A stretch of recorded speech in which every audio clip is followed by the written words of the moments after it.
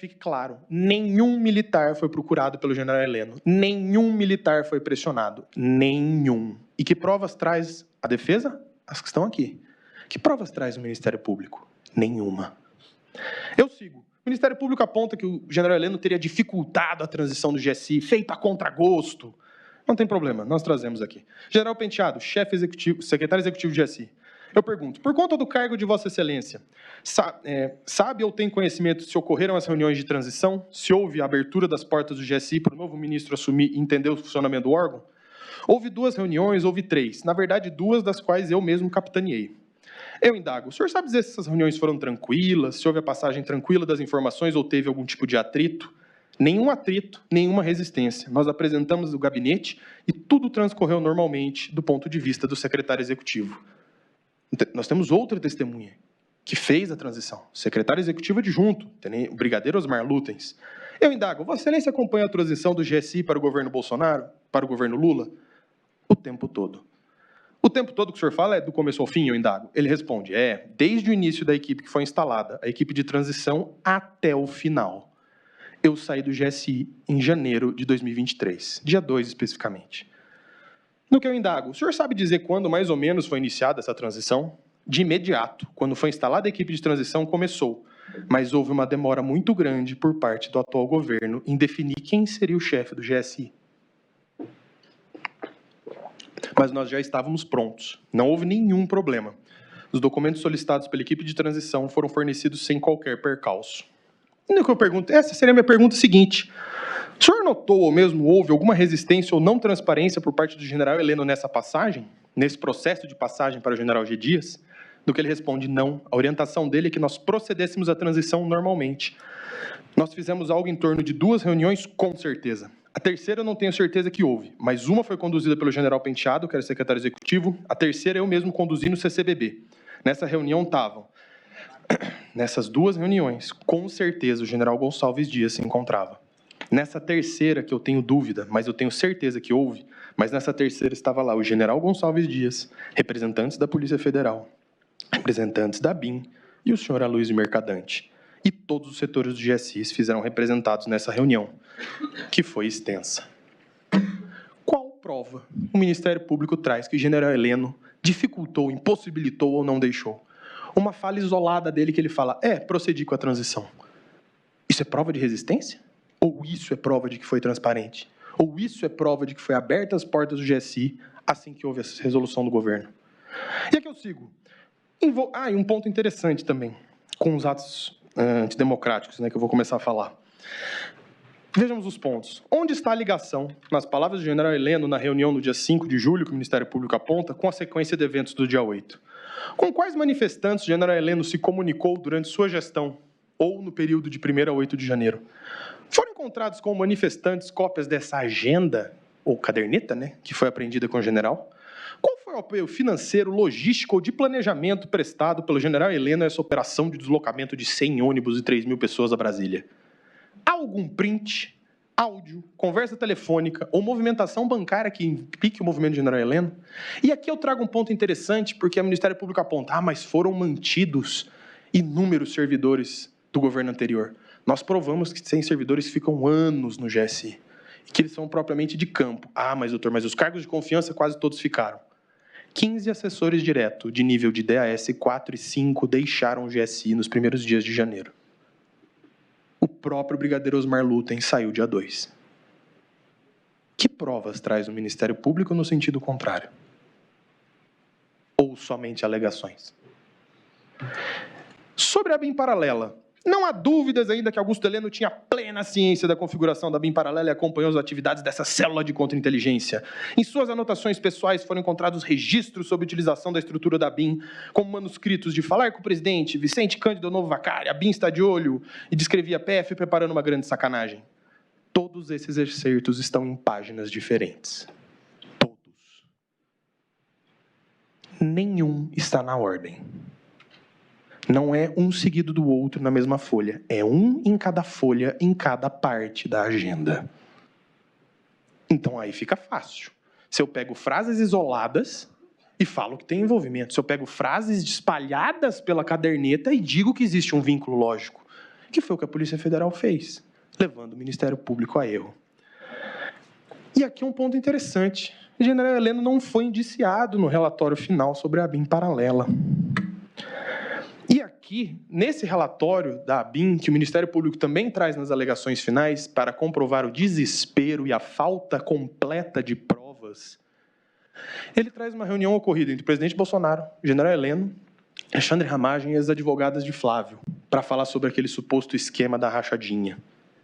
O que isso tem a ver com os autos? É tão patente a falta de provas, é tão evidente que o Ministério Público traz situações que nada tem a ver. Eu preciso, de alguma forma, colocar o general Heleno. O que isso tem a ver com a narrativa? E olha que curioso sobre a ABIN paralela. O general Heleno foi monitorado pela ABIN paralela. Pera lá. Eu sou o grande articulador, junto com o Alexandre Ramagem, da ABIN paralela, e eu sou monitorado por ela? Então, pera lá, como que eu coordeno essa ABIN paralela e não sou eu que estou falando? Nos registros CGU, um dos terminais monitorados de Jean Carlos Gustavo está associado ao ministro Augusto Heleno, que foi monitorado 11 vezes. Outro ponto interessante, a ABIN não é subordinada ao GSI. A ABIN ela é vinculada ao GSI. Ela é uma autarquia, funciona livremente. E aqui um ponto que foi muito batido, sobre Alexandre Ramagem e Augusto Heleno estarem sempre juntos, que seriam parceiros nessa empreitada. Trago o Christian novamente. Indagam, por conta do cargo que o senhor ocupava, o senhor saberia informar se Alexandre Ramagem tinha agenda somente com o presidente e sem a presença do general Heleno? Com certeza tinha. Ele segue. O diretor Ramagem normalmente tinha um despacho semanal ordinário que ocorria segundas às tardes ou terças pela manhã com o ministro-chefe do GSI, general Heleno. Mas ele possuía uma sala no segundo andar do palácio, onde passava grande parte da semana despachando diretamente no Palácio do Planalto, e por diversas vezes dentro da sua agenda ou não. Ele tinha reuniões com o presidente da República, muitas vezes sem a ciência do GSI. Mas o que mais temos sobre o general Heleno? Eu trago o réu colaborador. Na audiência, eu peço ao senhor ministro, seguindo na linha de sim ou não, para facilitar, eu gostaria que o réu colaborador, num dos seus termos, que termos presentes, que ele falou até para Vossa Excelência, eu só queria que ele confirmasse o seguinte trecho. Eu nunca vi uma ação operacional ou de planejamento do general Heleno. Senhor ministro, por favor. No que ele responde, confirmado. Eu repito, eu nunca vi uma ação operacional ou de planejamento do general Heleno. O réu colaborador é um meio de prova-chave para o Ministério Público. Suas alegações são tidas como um dos sustentáculos da acusação. E é isso que ele fala sobre o general Heleno. Mas temos mais, não seja por isso. Quando o réu colaborador estava falando com o ministro Alexandre de Moraes, quando foi chamado a falar numa das audiências sobre sua colaboração, o ministro relator pergunta, o senhor aponta que o assunto da trama do golpe, que quebra de normalidade, decretação do estado de exceção e de sítio, ideia de quebra de normalidade, era discutida no governo. O senhor aponta ainda a existência de 3 grupos distintos que discutiam esse assunto. E ele vai falar do ponto que ele chega. O ministro relator pergunta, o senhor também, nesse mesmo depoimento, antes disso aqui, entre os corréus, o senhor identifica alguém que estava nesses grupos? No que ele pergunta, Augusto Heleno Ribeiro Pereira. Ele também não entrou na divisão. E aqui, excelências, eu trago a questão do standard probatório. Se falou do recebimento da denúncia, standard rebaixado, standard mínimo, necessidade de ter meros indícios. Qual prova o Ministério Público produziu na instrução contra general Heleno? Nenhuma. A defesa provou de forma maciça a não participação, o não conhecimento e não envolvimento de general Heleno nessa trama. Essa defesa trouxe provas. Essa defesa teve acesso à prova e desmistificou essa caderneta, que de caderneta golpista não tem nada, que é simplesmente um material de apoio do próprio general, não vinculada e não compartilhada com ninguém. E aqui é interessante, o que prova o Ministério Público tem de que essa agenda foi compartilhada? Eles alegam que seria essa perfeita sintonia entre Alexandre Ramagem e Augusto Heleno. É sério, excelências? Nós temos provas de que ninguém viu essa agenda, ninguém tocou nessa agenda, ninguém nem sabia que essa agenda quase existia. Nós provamos que a agenda foi manipulada, com curiosos esquecimentos de páginas e construções de linha de raciocínio onde não existem, porque as páginas e os principais pontos pela Polícia Federal, do Ministério Público estão 100 pontos, 100 páginas de distância um do outro. Portanto, para resumir essa sustentação oral que essa defesa técnica pede, é o reconhecimento das nulidades, pois ficou provada a importância do acesso e análise das provas, que curiosamente foram esquecidas pela Polícia Federal e pelo Ministério Público. Caso as nulidades sejam superadas, que seja absolvido e que se evite uma injustiça e que se amargue para sempre a vida de General Heleno, um sujeito que dedicou a vida inteira a esta nação e a vida inteira a esse país. Um militar de referência, honrado e dedicado. Evitemos que se macule a honra desse homem e que essa gota amarga da injustiça acabe com a doçura de sua vida. Muito obrigado, excelências. Agradeço ao doutor Matheus Maia Milanês e concedo a palavra ao doutor Celso Sanches Vilardi e ao doutor Paulo Amador Tomás Alves da Cunha Bueno, que farão sustentação oral pelo réu Jair Messias Bolsonaro. Sejam bem-vindos à tribuna e pelo prazo de até 1 hora para a sustentação oral. Excelentíssimo senhor ministro Cristiano Zanin, presidente da primeira turma do Egrégio Supremo Tribunal Federal, é uma honra estar sob a presidência de Vossa Excelência e também é um conforto, ministro Zanin, porque Vossa Excelência sabe bem o que é estar aqui nesse momento. Excelentíssima senhora ministra Carmen Lúcia, decana dessa primeira turma, Vossa Excelência sabe do respeito, da consideração. Mais uma vez, cumprimento Vossa Excelência, excelentíssimo ministro Luiz Fux, meus respeitosos cumprimentos a Vossa Excelência também, excelentíssimo senhor ministro relator, ministro Alexandre de Moraes, cumprimento Vossa Excelência com todo respeito, excelentíssimo senhor ministro Dino, também cumprimento Vossa Excelência respeitosamente, cumprimento ao subprocurador-geral da República, às senhoras e senhores presentes. Senhor presidente, nós estamos diante de um julgamento histórico.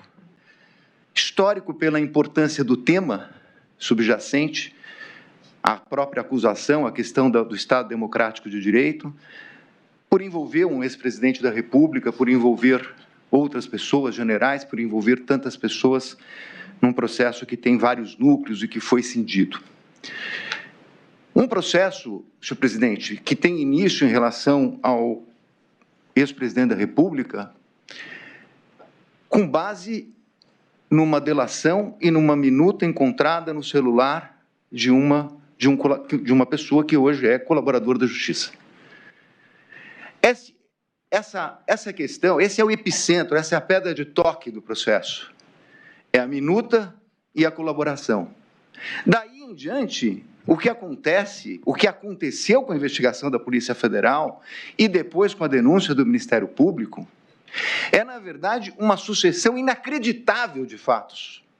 Porque, na verdade, foi achada uma minuta do punhal verde e amarelo, uma minuta, planilha, de uma operação luneta, e como todos nós sabemos, ocorreu o trágico episódio de 8 de janeiro. E o presidente, a quem eu estou representando, foi dragado para estes fatos. Presidente, eu vou demonstrar cuidadosamente, tratando da questão da minuta, ele não atentou contra o Estado Democrático de Direito. E não há uma única prova. Eu vejo aqui os advogados trazendo, olha, esse papel, essa minuta, essa questão, esse depoimento, não há uma única prova que atrele o presidente a punhal verde e amarelo, a Operação Luneta e ao 8 de janeiro. Aliás, nem o delator que eu sustento que mentiu contra o presidente da República, nem ele chegou a dizer participação em punhal, em luneta, em copa, em 8 de janeiro. Nem o delator, não há uma única prova. E como eu vou salientar aqui, com todo respeito, e, senhor presidente, eu advogo aqui há muito tempo, eu vou fazer críticas que um advogado tem que fazer, mas sempre com respeito. Mas eu vou comprovar que a denúncia proposta sobre o crivo do contraditório, o Ministério Público sequer fez prova sobre o crivo do contraditório a respeito desses fatos. Não há prova, eu vou tratar disso. E vou tratar também, senhor presidente, de um processo que é histórico, é difícil, é tão difícil e foi muito complicado para a defesa, pesa dizer. Eu sei que já está decidido, mas a defesa, desde o princípio, entendia que a competência não deveria ser da Suprema Corte, sendo, seria do Pleno. Essa matéria já foi definida, não vou tocar no assunto. Mas houve, efetivamente, com todo respeito, um cerceamento que eu vou demonstrar à luz dos entendimentos do próprio Supremo Tribunal Federal. Além disso, senhor presidente, nós temos uma delação que eu também vou também colocar, que, na verdade, alguém chamou aqui de uma jabuticaba. Não é uma jabuticaba, com todo respeito ao doutor Demóstenes. É muito mais grave, porque a jabuticaba existe aqui no Brasil. A delação, da forma como está sendo proposto nas alegações finais do Ministério Público, não é uma jabuticaba, é algo que não existe nem aqui, nem em nenhum lugar do mundo. Porque, na verdade, o que está se pretendendo aqui é reconhecer uma parcial falsidade da delação e, ainda assim, fazer um aproveitamento dela diminuindo a pena. Não é isso que diz o legislador, como eu vou comprovar. A quantidade de pena é em relação à quantidade de colaboração das provas que o colaborador traz para os autos para sustentar uma eventual condenação. Mas não é, na verdade, uma parte da pena em função de ela ter uma parte de omissões ou contradições. Omissão ou contradição é algo que deve anular a colaboração. Ela não pode ser aproveitada. E é esse tema que eu vou falar. E um processo difícil, senhor presidente, porque nós chegamos aqui, efetivamente, com... o ministro Dino saiu um pouquinho, mas eu outro dia vi um corte no Instagram dele, que ele disse que nunca teve tanto jurista no país, de Instagram, de internet. Eu nunca vi tanto jurista na área penal. Nunca, todos eles com uma opinião própria a respeito de uma condenação sem conhecer o processo. Então, na verdade, chegamos aqui, senhor presidente, com uma carga de uma parte da população e desses, aspas, juristas, tratando de uma condenação sem conhecer os autos. Então, são esses juristas, estava falando aqui, ministro, da fala de Vossa Excelência a respeito dos juristas. Eu ouvi Vossa Excelência Excelência e não vou processá-lo. Pode ficar tranquilo. Eu estou de acordo com Vossa Excelência. Eu percebi. Então, com base nesses princípios, senhor presidente, eu vou tentar fazer aqui um resumo da defesa que já foi apresentada a Vossas Excelências. Começando pela questão do cerceamento de defesa. O meu colega que me antecedeu colocou até na tela, até de uma maneira bastante propícia, porque foi daquela forma mesmo que nós recebemos as provas. Desde o início, desde o primeiro momento, desde a minha primeira manifestação, eu tenho pedido as provas que estão no processo. Eu não nego, aliás, eu já disse isso na primeira sustentação aqui, que as provas eleitas pela Polícia Federal, as provas eleitas pela denúncia foram colocadas nos autos e estão à disposição dessa defesa e de todas as defesas. Mas a pergunta que se faz é, que prova é essa? É o recorte de trechos de WhatsApps, conversas de WhatsApps, documentos como um papel, uma agenda, que foram localizados em computadores. São dezenas e dezenas e dezenas de computadores. São dezenas e dezenas e dezenas de celulares. São milhares de documentos apreendidos na sucessão, porque vamos lembrar que nós não estamos falando de um processo. Esse processo reúne uma sucessão de investigações com buscas, diversas buscas contra as dezenas de pessoas, algumas aqui processadas, outras que nem processadas foram. Portanto, ministro, nós temos um conjunto de prova apreendida, que ficou à disposição por anos com a Polícia Federal, que tem um sistema para fazer pesquisa, que tem efetivamente meios técnicos para saber conversa por palavra, por tema. E nós pedimos essa prova. Ela não veio antes do recebimento da denúncia. Vossas Excelências determinaram que ela deveria vir após o recebimento da denúncia. E ela começou a vir. Numa terça-feira, com a instrução que começaria na segunda. Só para lembrar, a instrução aconteceu entre o dia 19 de maio e o dia 2 de junho. Pouco mais de 10 dias. Na quarta-feira, começa a receber por meio daqueles links da Polícia Federal a remessa. Sábado recebe-se um novo e-mail. O processo ainda estava em curso. E nós tínhamos um interesse especial em receber a prova do general Mário Fernandes. Por quê? Por conta do punhal verde e amarelo. Esse era o interesse da prova. E estamos recebendo material. E muito material. 70 teras. 70 teras. Quando nós estamos terminando a instrução, no dia 17 de maio, a gente recebe um e-mail dizendo que tinha uma falha na questão do arquivo do general Mário Fernandes. Está nos autos, eu fiz até a foto do e-mail que eu recebi da Polícia Federal. Já tinha acabado a instrução. As portas do interrogatório nós agravamos. Os agravos não foram processados. Fiz uma questão de ordem. Houve entendimento por parte do ministro de que isso não é prova, porque não está nos autos. Com todo respeito, a prova é da defesa. O juízo de valor sobre a prova é de Vossas Excelências. A defesa tem o direito de colocar o contexto dessa prova. Eu separei aqui, ministro, para não tomar mais tempo com relação a esse tema, mas de uma forma muito simples, um julgado de agora, de julho, numa reclamação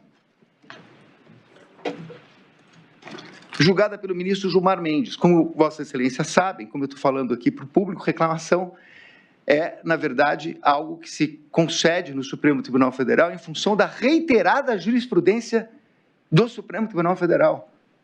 E o ministro Gilmar Mendes diz aqui com todas as letras, não cabe ao delegado, ao promotor e ao juiz estabelecerem quais provas a defesa tem o direito de ver. E só para lembrar, o que nós estamos falando aqui nessa reclamação é que não tinham juntado vídeos e fotografias. Foi concedida a reclamação para que a defesa tivesse acesso integralmente à prova e com prazo suficiente para verificar. Nós não tivemos acesso à prova e muito menos prazo suficiente. Por isso que o professor Badaró, quando fez um parecer a nosso pedido, ele trata, na verdade, que não houve paridade de armas. Nós não tivemos o tempo que o Ministério Público e a Polícia Federal tiveram. E nós não tivemos acesso à prova durante a instrução. Eu quero dizer a Vossas Excelências, com 34 anos, é a primeira vez que eu venho à tribuna com toda a humildade para dizer o seguinte, eu não conheço a íntegra desse processo. Eu não conheço. O conjunto da prova, eu não conheço. São bilhões de documentos.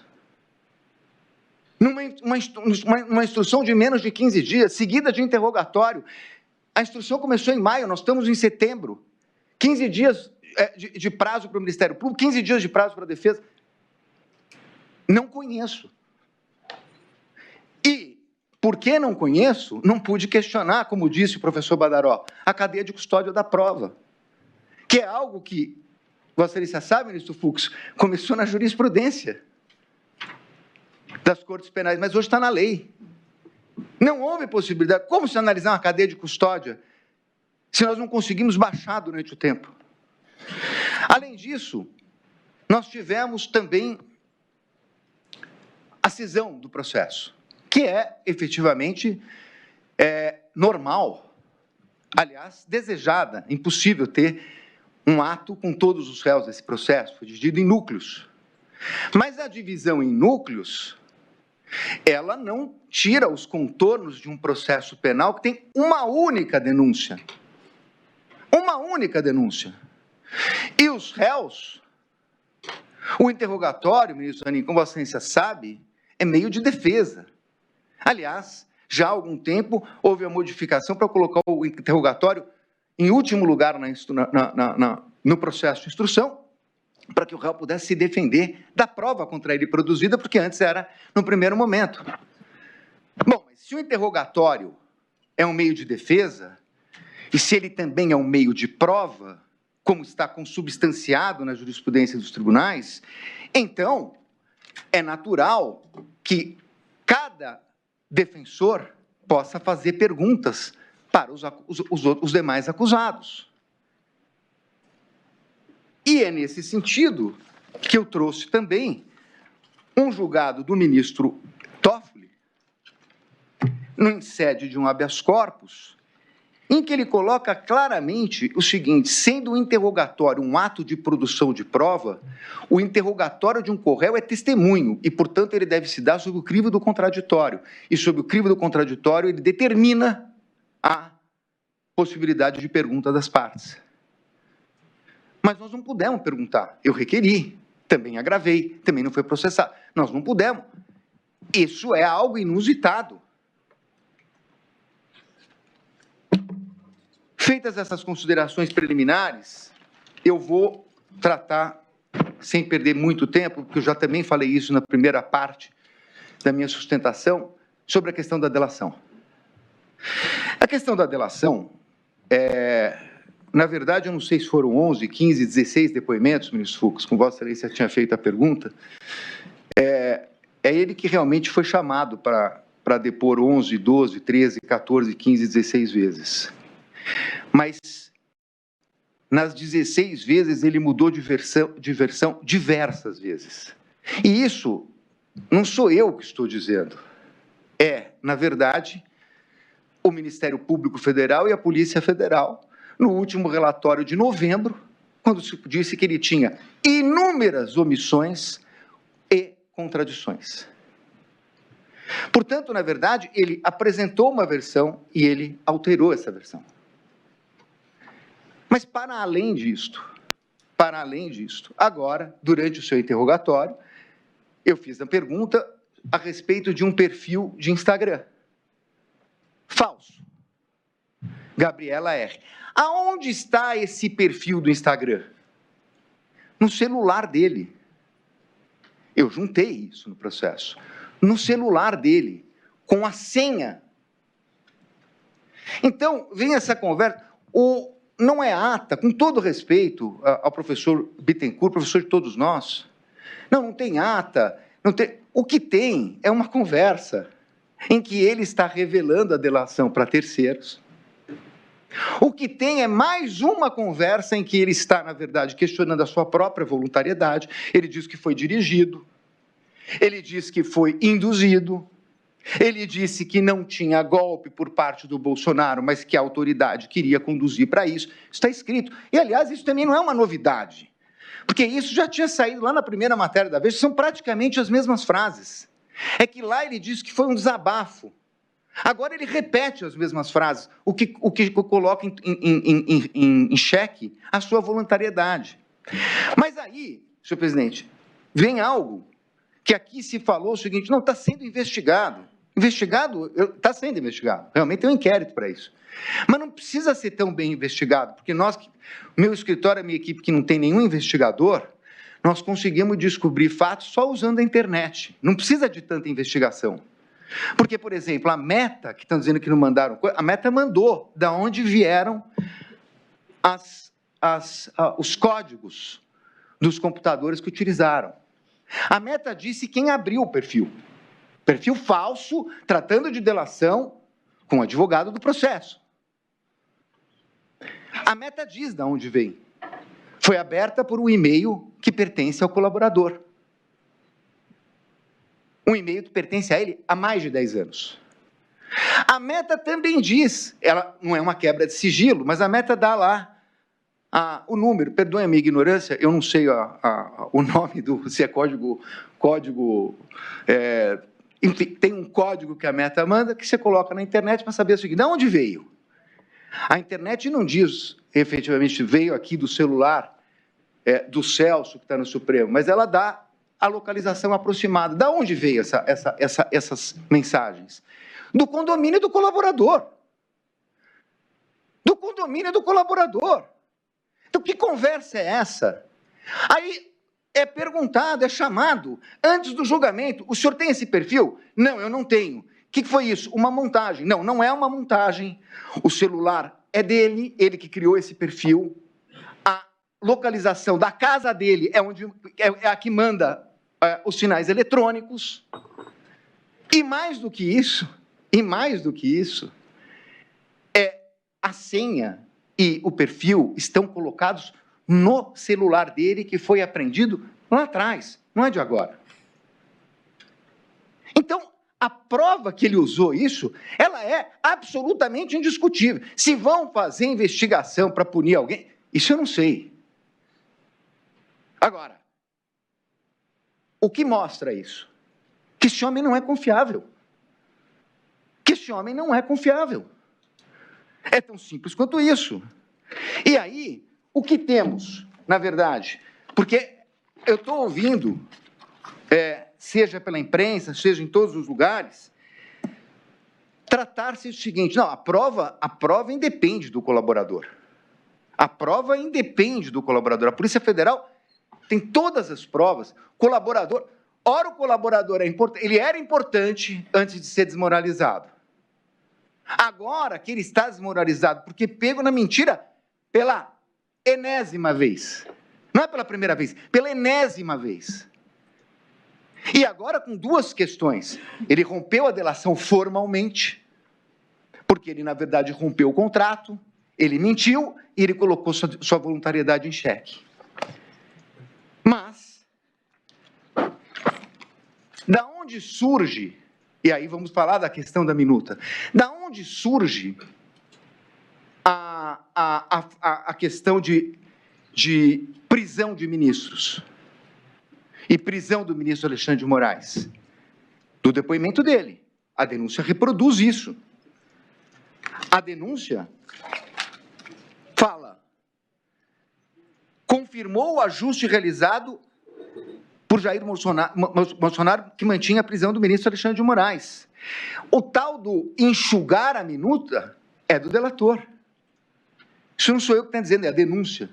Estou citando aqui especificamente a denúncia. Confirmou que recebeu de Felipe Martins a minuta do decreto que detalhava os considerandos. De acordo com o que ele fez adiante, ajustes na minuta, submetendo apenas a prisão do ministro Alexandre de Moraes. Isso aqui é a acusação do Ministério Público, isso aqui é a denúncia. Então não dá para dizer que ele não tem importância, porque da onde tem essa história de prisão? Mas eu vou adiante.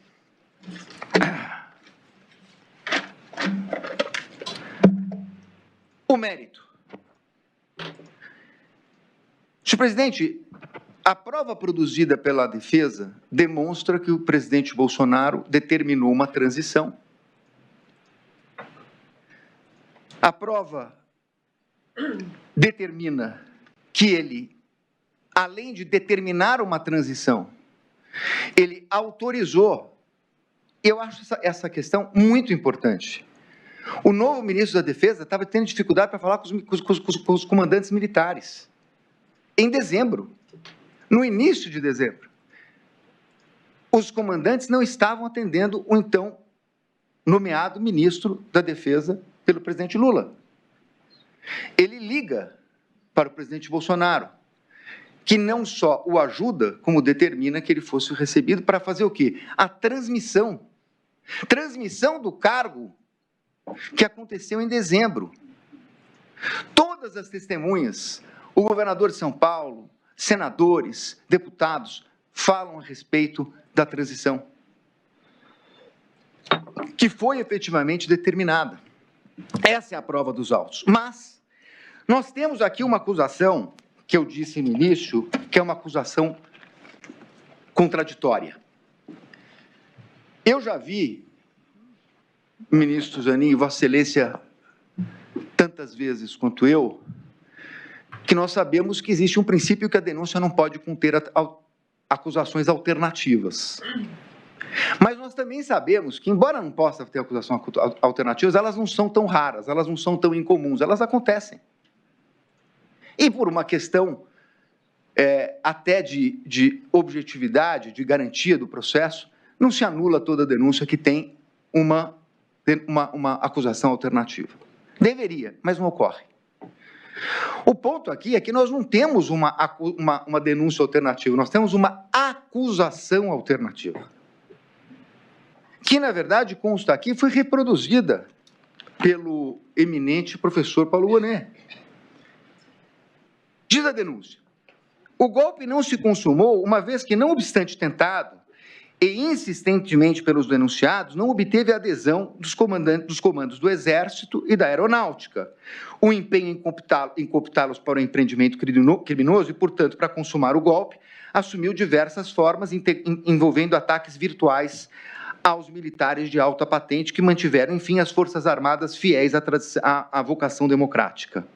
O golpe tentado não se consumou pela fidelidade do Exército, não obstante o desvirtuamento de alguns de seus integrantes.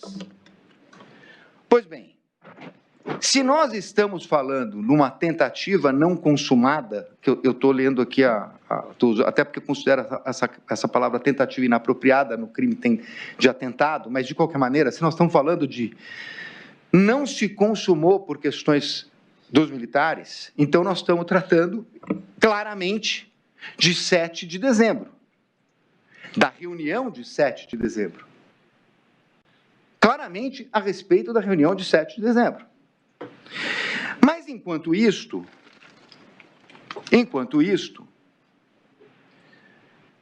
no dia 12 de novembro, há uma reunião dos quides pretos, chamados quides pretos, uma suposta reunião com o general Braga. No dia 14 de novembro, mensagens de Mauro Cid sobre estimativa de gastos. Questão da Copa. Rafael Martins encaminha o documento Copa 22 em 15 de novembro. E estamos tratando de 15 de dezembro, ação dos quides pretos com uma realização de ação clandestina chamada Copa 22. Bom, então, nós precisamos definir em algum momento, já que isso aconteceu na denúncia e agora acontece nas alegações finais, qual o plano que o presidente tem que se defender. Ele foi acusado pelo delator na questão dos comandantes do Exército, reunião de 7 de dezembro. Mas se não se consumou, palavras do Ministério Público, quando se diz que não consumou? No dia 7 de dezembro. Isso foi insistentemente obtido na instrução, inclusive na oitiva do general e do brigadeiro. Se em 7 de dezembro não se consumou, porque o Exército não teria respaldado a tal ação, o que estava acontecendo no dia 15 de dezembro? Claramente nós estamos falando de outra coisa.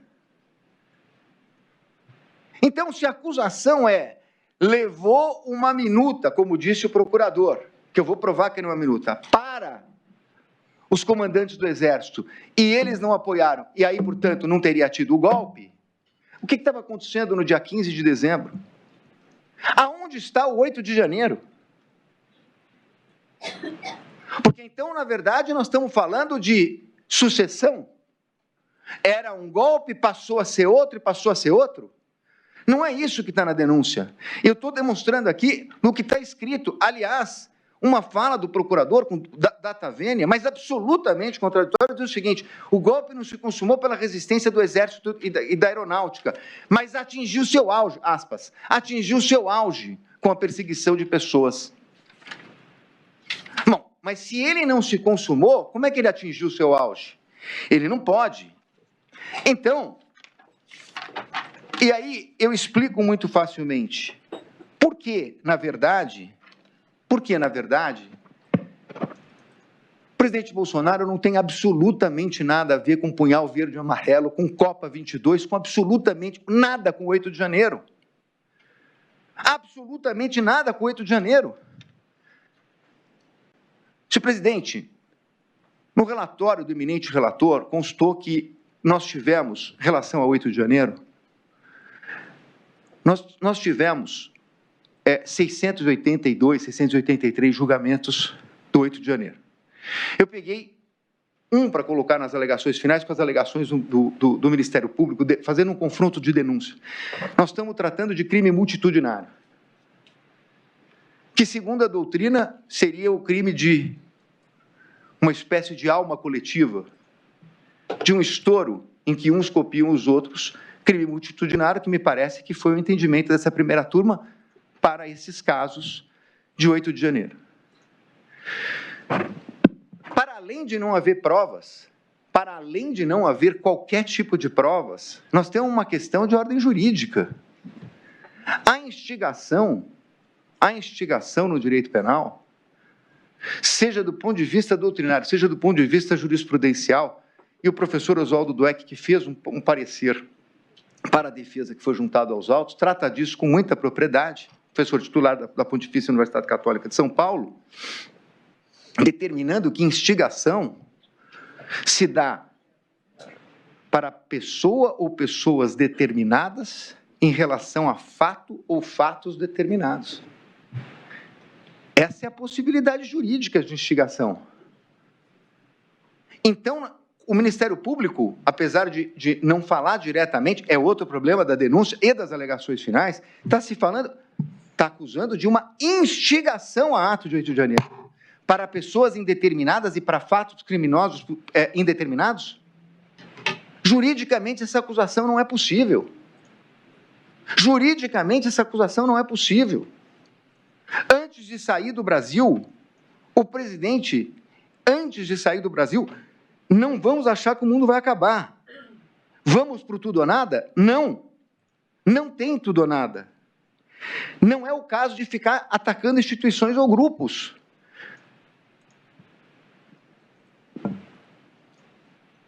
A tese da acusação é de que a criação do caos serviria, na verdade, a um golpe. Mas nós temos dois momentos. O primeiro momento pós as eleições, no início de novembro, no início de dezembro, com os caminhoneiros obstruindo as ruas, e há um pedido formal do presidente para que fossem desobstruídas. Está registrado.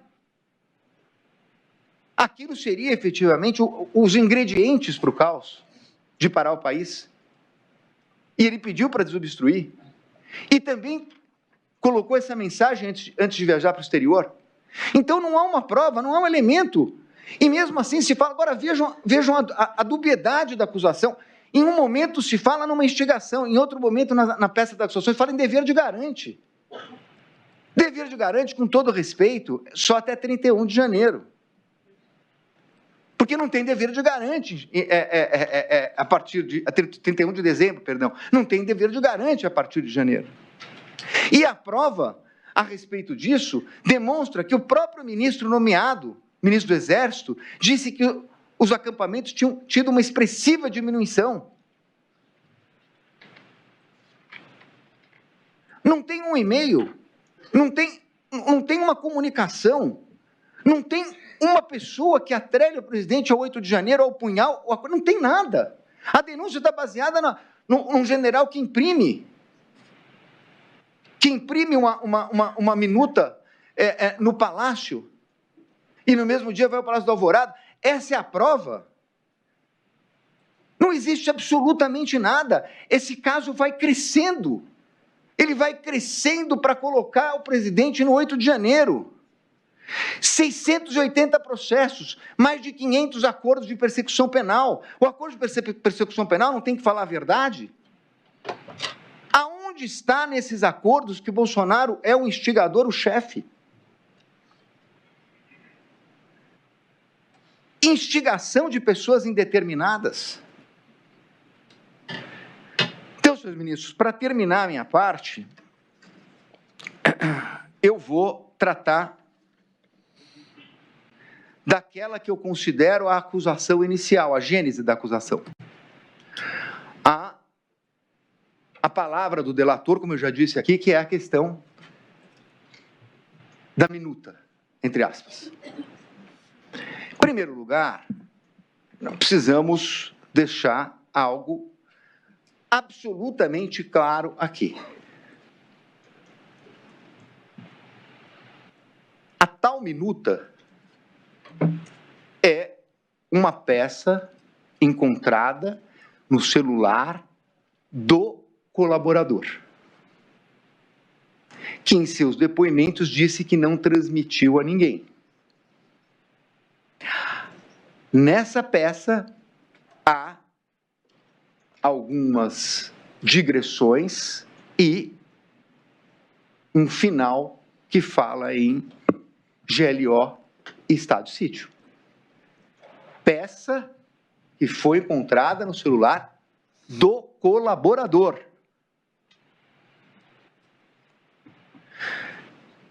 O Ministério Público sustentou na denúncia, na primeira sustentação oral do recebimento, nas alegações finais e aqui, que essa minuta foi encontrada na sede do PL, na mesa do presidente Bolsonaro. Na época, foi feita, inclusive, uma ata notarial do Dr. Paulo, enviando para o presidente a tal minuta do CID, encontrada no celular do CID.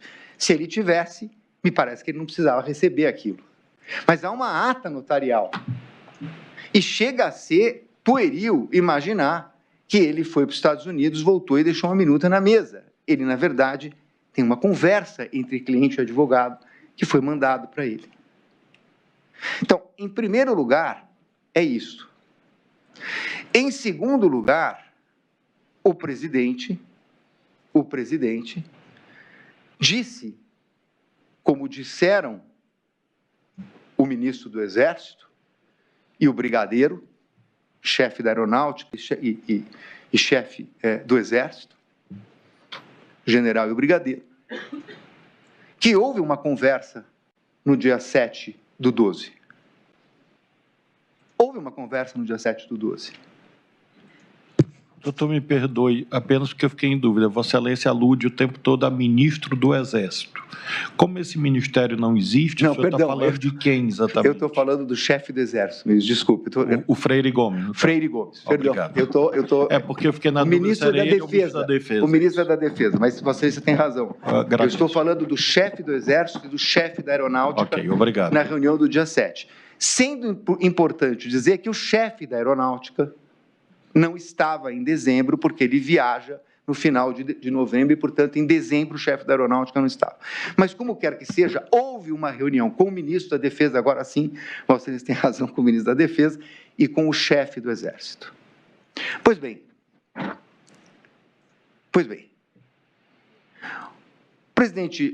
o ex-presidente Bolsonaro, no seu interrogatório, disse o seguinte, respondendo a perguntas do relator e da própria defesa, o senhor conversou com alguém a respeito de alguma medida? Sim, eu conversei sobre medidas constitucionais.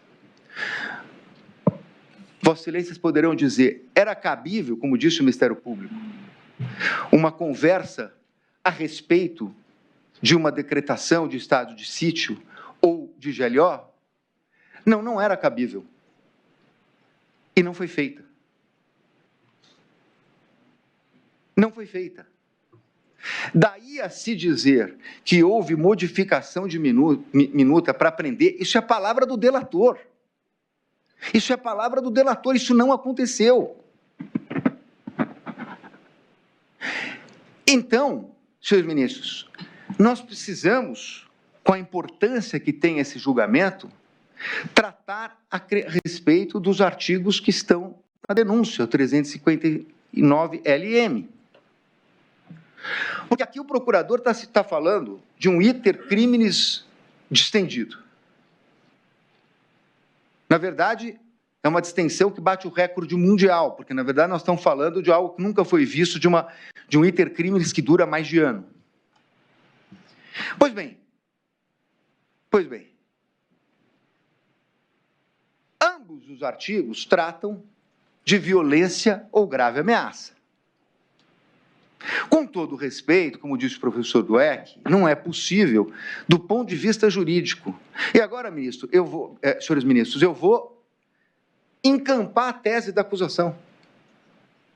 Encampar a tese da acusação. Da discussão de 7 de dezembro com o chefe do Exército, com o chefe da Aeronáutica, o ministro da Defesa, o da Aeronáutica não estava, mas eu vou encampar a tese do Ministério Público. O início de execução, nós estamos falando de um crime tentado, de atentado.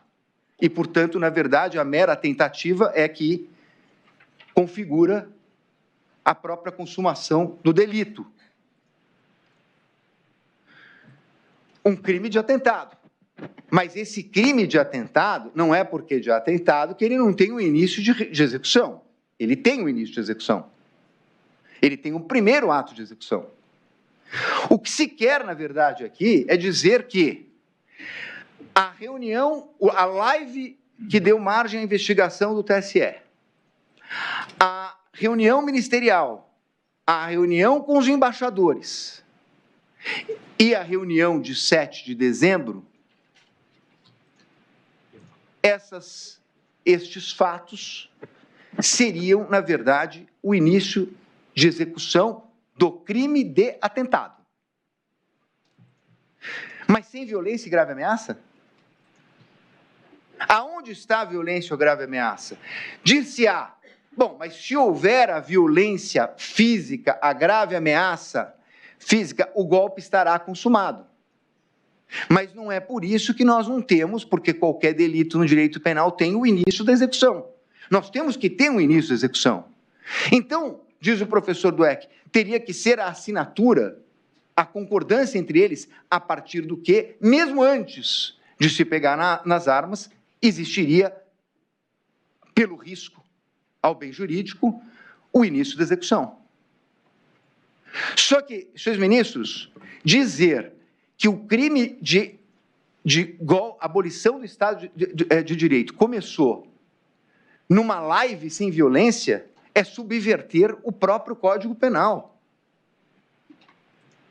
Compara-se a questão da fuga de presídio. O planejamento não é. É execução. Por mais detalhado que ele possa ser, é a execução da violência que efetivamente consuma o delito. Não é possível se falar em início da execução numa live do TSE. Aonde está a violência ou grave ameaça? E aqui, senhores ministros, eu quero chamar a atenção para encerrar a minha fala, para dizer o seguinte: a legislação brasileira, ela não é exclusiva, ela tem congêneres no mundo. Os americanos têm uma legislação em relação à preservação do Estado democrático, Portugal tem, a Alemanha tem, o Brasil tem. E, admitindo a tese do Ministério Público como se verdadeira fosse, nós não estaríamos além de atos preparatórios. E quero dizer a Vossa Excelência, que Vossa Excelência bem sabem, ministro Dino, que já foi do Congresso Nacional, governador, e agora ministro, ministra Carmen Lúcia, que está no TSE, acompanha todas as questões legislativas, foi discutida a questão aqui no Brasil dos atos preparatórios. Nos Estados Unidos existe a questão da conspiração. Em Portugal, os atos preparatórios. Na Alemanha, os atos preparatórios. Atos preparatórios sem violência. E o Brasil analisou isso no Congresso. Mas por uma opção legislativa, eles não foram tipificados. Está no projeto de lei. Portanto, se alguém dissesse a reunião com os embaixadores, a reunião de 7 de dezembro, tem que ser considerado um ato preparatório, mas isso fere o princípio da taxatividade, a pedra de toque do direito penal. Não se pode punir um ato preparatório. Então, senhores ministros, eu quero encerrar dizendo o seguinte: uma pena, uma cogitação de pena para além de 30 anos,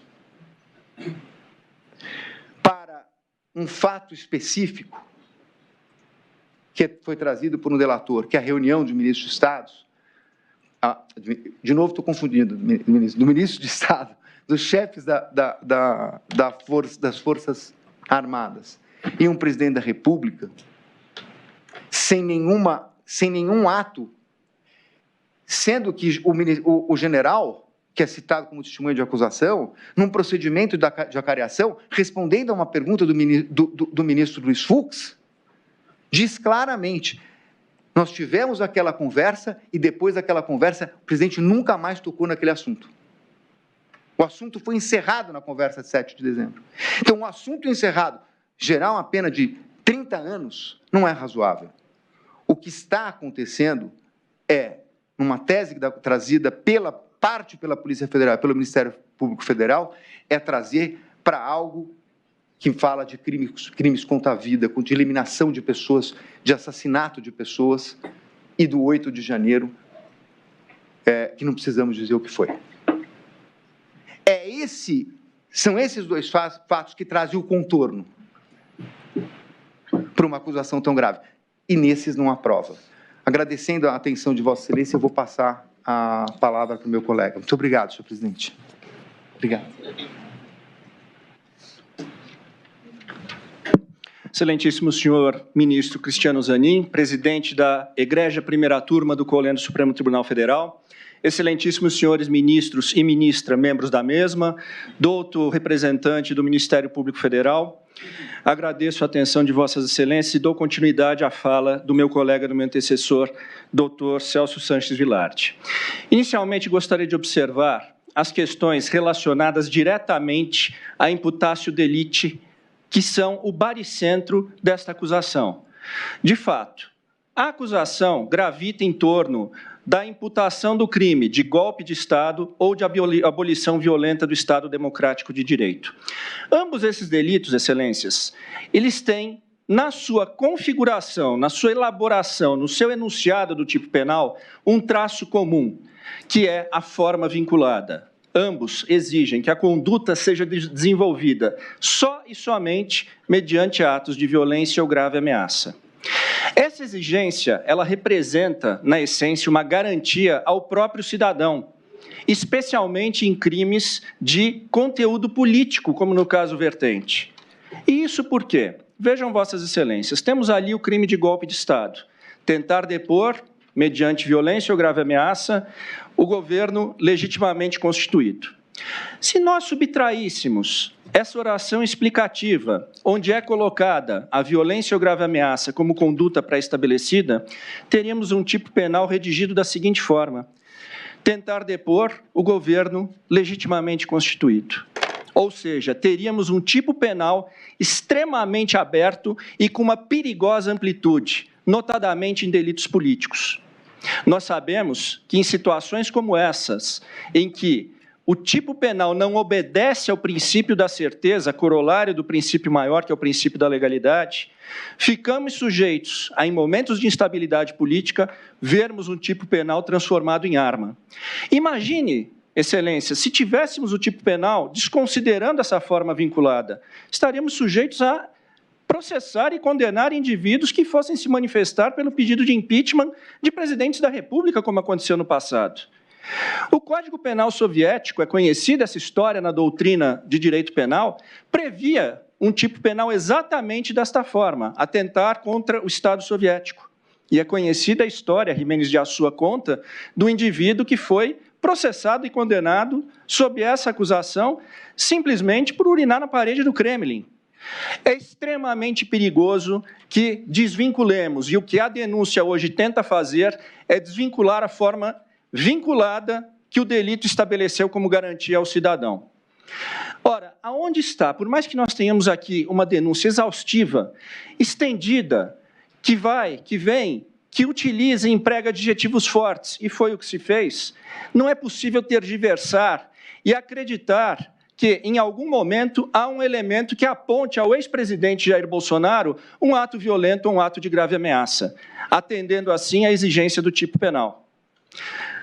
Uma live realizada em 2021 é um ato violento ou uma grave ameaça? O protocolo de uma ação no Tribunal Superior Eleitoral é um ato de violência ou grave ameaça? Uma reunião com comandantes de forças, onde se discutiram mecanismos constitucionais, é um ato de violência ou grave ameaça? Evidentemente que não, excelências. O que a denúncia pretende, o que a acusação pretende, é emprestar uma expansão ao tipo penal que o legislador não deu. É alcançar fatos que o princípio da legalidade e da reserva legal não alcançaram. O que se está aqui, e aqui a minha fala tangencia a do Dr. Celso Vilardi, é pretender dar-se tipicidade, punir-se meros atos preparatórios. E em se tratando de crimes de empreendimento, onde temos a punibilidade do início de execução equiparada ao delito consumado, nós estaríamos, em última análise, punindo a tentativa da tentativa. Repito, os atos preparatórios só poderiam ser puníveis se o legislador expressamente assim o fizesse.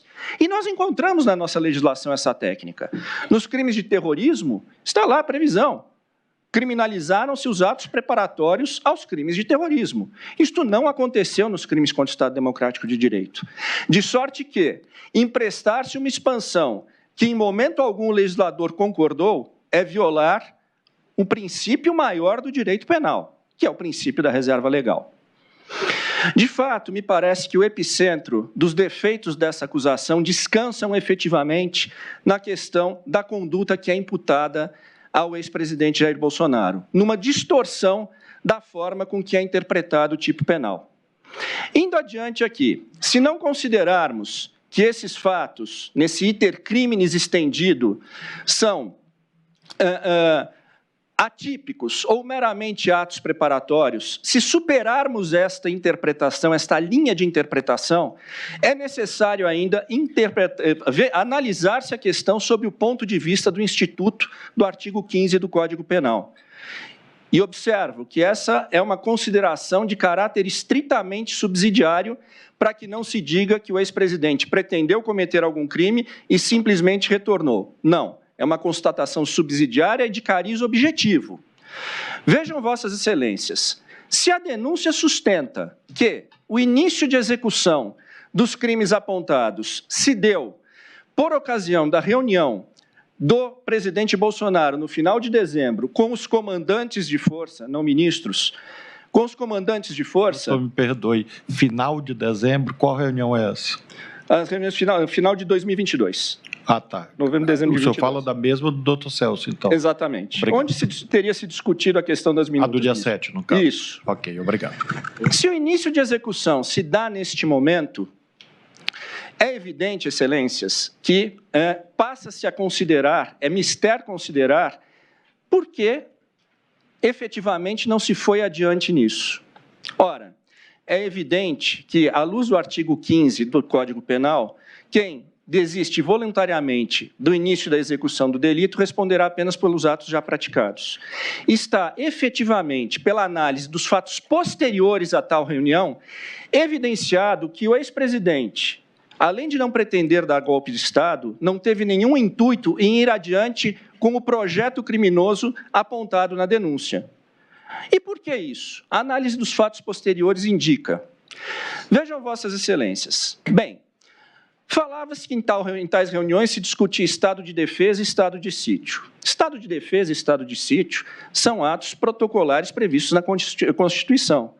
E, em momento algum, o ex-presidente deu início aos protocolos, e protocolos extremamente rígidos para a instalação, para a convocação de um estado de defesa e um estado de sítio.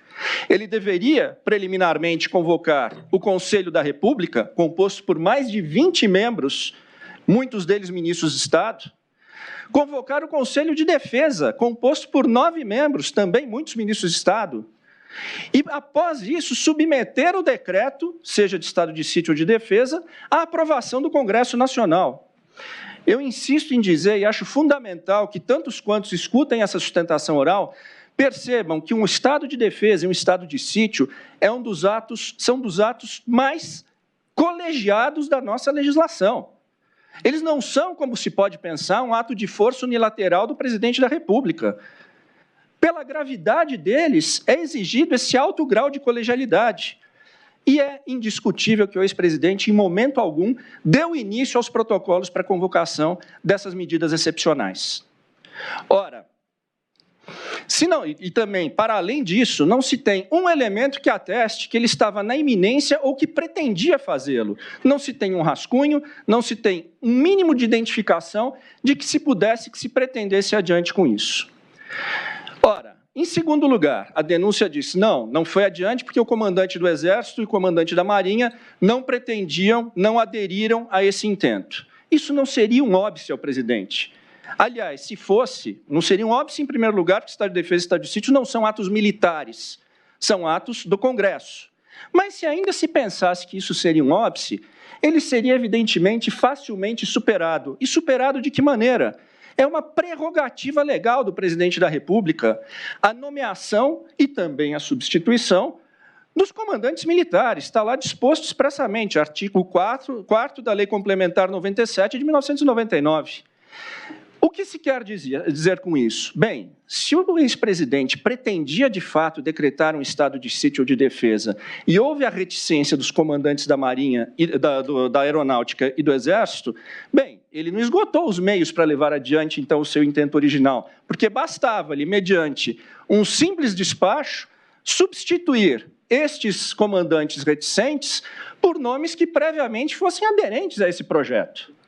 Não há, portanto, então, como sustentar que o referido projeto, ainda que imaginativo, não tenha ido adiante por fator alheio à vontade do ex-presidente. Ele teria mecanismos para, de fato, conduzir esse suposto projeto e não o fez. Em terceiro lugar, é importante também verificarmos, e parte disso o Dr. Celso Vilardi já mencionou, que os atos posteriores do presidente foram totalmente voltados a desestimular seus apoiadores e seus eleitores a qualquer forma de não reconhecimento da vitória eleitoral do presidente Lula. Fez a passagem do comando, fez a transição da presidência de forma pacífica, inclusive nomeando os comandantes militares indicados pelo atual governo. Na sua live, no dia 30 de dezembro, e nós na defesa insistimos muito, porque ela é bastante sintomática de que não havia esse espírito, o presidente foi enfático aos seus eleitores. Vamos respeitar as leis e as constituições. Bem, excelência, chegando aos minutos finais da minha fala, é fundamental dizer-se que essa Suprema Corte hoje não lida com um caso trivial, com um caso comum, e que no máximo se tornará jurisprudência de destaque dessa Corte. Não. Nós estamos diante de um caso que, como todos os outros, porém mais do que qualquer um, exigirá a credibilidade da decisão dessa Corte. E essa credibilidade terá de ser exteriorizada pelo respeito ao devido processo legal, à ampla defesa, ao princípio do juiz natural, a imparcialidade objetiva e, principalmente, em uma decisão calcada em provas contundentes, em provas evidentes, e não simplesmente em narrativas ou suposições. De outra forma, se prescindir desse mecanismo, teremos aqui um julgamento que será inacabado, porque ele estará sempre submetido ao Tribunal do Povo, ao irrequieto Tribunal do Povo, e que certamente não poupará palavras em dizer, não, o que se está julgando aqui é um movimento político e não simplesmente uma liderança. Nós não podemos, em hipótese alguma, excelências, permitir que entendam que a esta Corte ou este juízo terá faltado a atenção à gravidade desse caso e à falta de elementos que possam imputar ao presidente Jair Bolsonaro os delitos que lhe são direcionados na denúncia. Senhores ministros, não permitamos, em hipótese alguma, criarmos, neste processo, uma versão brasileira e atualizada do emblemático caso Dreyfus. Curiosamente, também capitão de artilharia, curiosamente acusado de crime contra a pátria, curiosamente condenado com base num rascunho de documento apócrifo, curiosamente teve seu exercício de defesa constrangido em determinada altura, e, inegavelmente, um dos casos que representa uma cicatriz na história jurídica do Ocidente. Senhores ministros, a absolvição do presidente Bolsonaro é imperiosa para que não tenhamos a nossa versão do caso Dreyfus. Muito obrigado. Agradeço aos doutores Celso Sanches Vilardi e Paulo Amador Tomás Alves da Cunha Bueno, e concedo a palavra ao doutor Andrew Fernandes Farias, que fará a sustentação oral pelo réu Paulo Sérgio Nogueira de Oliveira. Seja bem-vindo à tribuna, doutor Andrew. Vossa Senhoria tem até 1 hora para realizar a sua sustentação oral. Obrigado. Excelentíssimo senhor ministro-presidente Cristiano Zanin, excelentíssimo senhor ministro-relator Alexandre de Moraes, excelentíssima senhora ministra-decana Carmen Lúcia, excelentíssimo senhor ministro Luiz Fux, excelentíssimo senhor ministro Dino, eminente representante do Ministério Público Federal, doutor Paulo, meus queridos companheiros da sagrada trincheira da advocacia e todos que acompanham, recebo o meu mais afetuoso e fraternal cumprimento.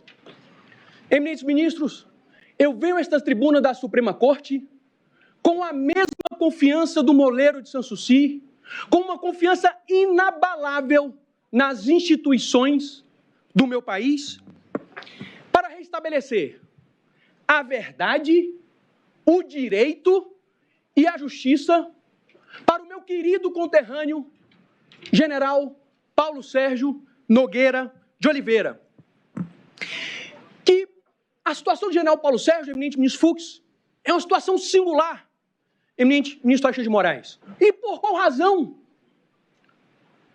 Porque a delação e o depoimento da principal testemunha da acusação, o comandante da Força Aérea, o brigadeiro Batista Júnior, é contundente, acachapante em falar que o general Paulo Sérgio atuou, isso aqui não pode sair do nosso coração, o general Paulo Sérgio, diz o brigadeiro Batista Júnior, não é esta defesa, o general Paulo Sérgio atuou para demover o presidente de incursar, de caminhar por qualquer medida de exceção. Então, o brigadeiro Batista Júnior, testemunha de acusação, diz que o general Paulo Sérgio atuou para demover.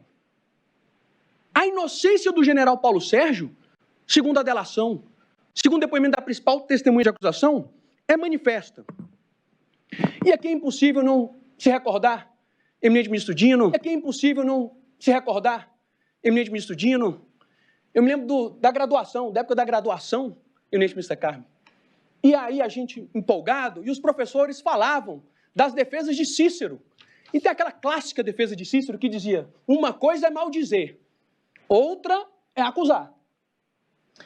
A maledicência não tem outro propósito senão a contumélia. E com as mais respeitosas vênias, o general Paulo Sérgio acabou sendo enredado em uma contumélia.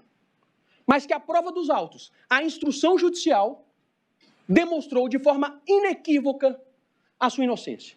Diz a sabedoria, eminente ministro Dino, lhes deu poderes e a razão, e aqui é o ponto fundamental da defesa, e a razão como intérprete desses poderes. Para nós que devotamos a vida ao direito, ao sistema de justiça criminal, essa relação entre poder e conhecimento, saber e força, é muito relevante. É por isso que Ferraioli, eminente presidente, Ferraioli vai dizer, todos nós conhecemos a lição de Ferraioli, que a jurisdição é um saber-poder. É um poder, mas também tem saber. Quanto maior o saber, menor o poder. O eminente ministro Luiz Roberto Barroso, a quem admiro muito pela sua capacidade de articular ideias, vai dizer que o universo jurídico é o universo da linguagem e da racionalidade. A sabedoria oriental vai dizer que é dever do advogado, olha para nós, advogados, e fala assim, é dever do advogado levantar a voz da razão quando o poder tenta silenciá-la. E é o convite que eu faço a vossas excelências. Analisar o presente caso, especificamente com relação ao general Paulo Sérgio, à luz da razão, à luz da lógica. É o convite que faço a vossa excelência. Pergunta fundamental. A quem se acusa e do quê? O acusado, o réu, é o general Paulo Sérgio Nogueira de Oliveira, que, como todos nós sabemos, foi comandante do Exército Brasileiro. Mas sua história, eminente ministro Alexandre de Moraes, começa lá atrás, começa no dia 28 de agosto de 1958, no interior do Ceará, do meu querido estado do Ceará, em Iguatu. Terra bonita, terra do algodão, ornada e banhada pelo rio Jaguaribe, que é o maior rio do estado do Ceará, que em tupi significa Rio das Onças. E, curiosamente, era a paixão do general Paulo Sérgio, Guerra na Selva, que é representado por uma onça. E acredito que o ministro Fux, que eu já vi trazer os versos de Gonçalves Dias algumas vezes, que ele aprecie o Gonçalves Dias, e tem uns versos de Gonçalves Dias que eu gosto muito, que é aquele Ijuca Pirama, que diz mais ou menos assim, eminente ministro Carme, Vossa Excelência me corrija se eu me equivocar: guerreiros nasci, sou bravo, sou forte, e digo eu, sou filho do Nordeste. E o general Paulo Sérgio é um bravo guerreiro do Nordeste. E por que digo isso? General Paulo Sérgio, em tenridade, 11 anos de idade, com 11 anos de idade, prestou concurso público, eminente presidente, e passou. Mas aí teve uma difícil decisão na vida. Qual difícil decisão? Deixar o aconchego da família, deixar sua rede branca, seu cachorro ligeiro, e sair de Iguatu e ir para a capital dos verdes mares bravios, ir para Fortaleza, estudar no Colégio Militar de Fortaleza, com 11 anos de idade, no internato, longe da família. E ele foi. Foi, ministro Dino. Com 11 anos de idade, uma decisão dura, um jovem garoto com 11 anos de idade, e foi estudar no internato do Colégio Militar de Brasília, que era mal visto naquela época ser do internato. E ali se começou, eminente ministro Dino, a ser forjado o general Paulo Sérgio, porque era difícil ser do internato no Colégio Militar com 11 anos de idade, e cresceu o espírito pacificador do general Paulo Sérgio. Tinham confusões e ele sempre buscava ali evitar as confusões. Mal sabia, digo eu, que a vida ali estava lhe forjando e lhe aperfeiçoando e lhe preparando para o momento decisivo da história nacional. Eu ousaria dizer que o grande Virgílio da Eneida, se olhasse para o general Paulo Sérgio, essa decisão difícil que ele teve que tomar aos 11 anos de idade, falaria para ele: você fez bem, muito bem, general Paulo Sérgio. E como ele diz na Eneida, cresce em valor, meu jovem, pois é assim que nós chegamos aos astros, às estrelas, sic itur ad astra. E o general Paulo Sérgio chegou às estrelas, e o general Paulo Sérgio chegou aos astros, foi comandante do Exército de Caxias. E aqui é o ponto importante. Honrou a memória do nosso pacificador. Honrou a memória do Duque de Caxias. Quando o eminente ministro relator? Quando ele assessorou o presidente da República de que nada poderia ser feito diante do resultado das eleições, é o que diz o delator. Quando ele se posicionou, diz o relator, totalmente contrário a qualquer medida de exceção. Quando ele atuou ativamente para demover o presidente da República de qualquer medida nesse sentido. Quando ele fez a reunião do dia 14 de dezembro. Foi muito bem, porque o que roubava a paz do general Paulo Sérgio? Quão difícil foi ser ministro da Defesa no segundo semestre de 2022? Naquele período, Vossa Excelência se lembra muito bem, oficiais generais, se manifestavam nas redes de forma contundente. E qual era o receio do general Paulo Sérgio, eminente ministra Carme? Que alguma liderança militar levantasse o braço e rompesse. E por que fez o general Paulo Sérgio? Não, a gente tem que ter unidade contra qualquer medida de exceção. Eu sou contrário. Isso era conhecido e sabido, e vamos mergulhar na prova dos autos instantes. Eu sou contrário. Então vamos todo mundo aqui falar a mesma língua para dissuadir o presidente. O presidente vai ver que todo mundo aqui é contrário, todo mundo está falando a mesma língua. Porque o receio do general Paulo Sérgio é que alguma liderança militar levantasse o braço e rompesse. E é compreensível que às vezes algum comandante de força, estou de saco cheio desse assunto, não aguento mais falar disso, não quero mais falar disso. Tudo bem, porque o comandante de força está olhando para a força dele. O general Paulo Sérgio tinha a responsabilidade de ser o ministro da Defesa e honrar a memória de Caxias, da unidade das Forças Armadas contra qualquer medida de exceção. E aqui, eminente ministro Fux, é que eu digo da prova dos 9. Qual é a prova dos 9? Porque a hipótese acusatória é que ele fazia parte da organização criminosa para dar um golpe de Estado. Qual é a prova dos 9 de que o general Paulo Sérgio não fazia parte dessa organização criminosa? Ele sofreu ataques.